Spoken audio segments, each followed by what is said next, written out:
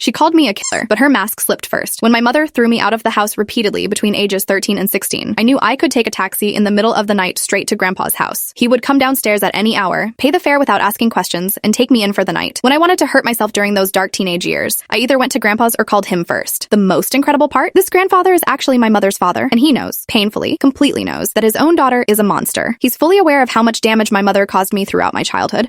A few years ago, Grandpa suffered a massive health crisis. He collapsed at home and was barely breathing when the paramedics arrived. His heart was failing, and he was completely unconscious when they rushed him to the hospital.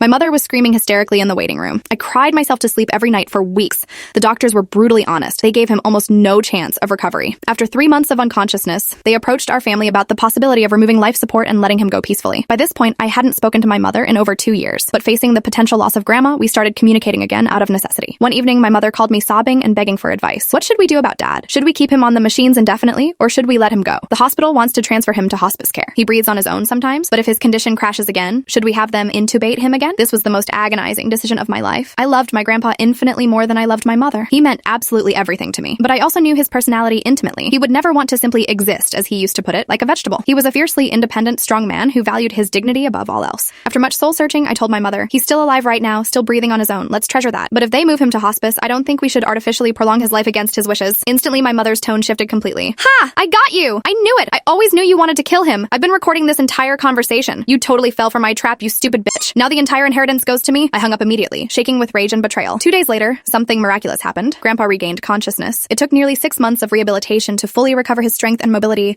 but he did it. He made a complete recovery. 6 years later, he's still doing wonderfully. But my mother wasn't finished with her cruelty. She visited Grandpa multiple times, playing that recorded phone conversation over and over again. Listen to this. Your precious grandchild wanted to kill you. They wanted to pull the plug. Every single time, Grandpa's response was identical. Oh, fuck off. I wouldn't want to spend my remaining years hooked up to machines either. They were absolutely right. Then something beautiful happened. After witnessing my mother's true nature firsthand, Grandpa quietly contacted several lawyers and a psychologist. He drafted a completely new will, one that's legally bulletproof and impossible to challenge.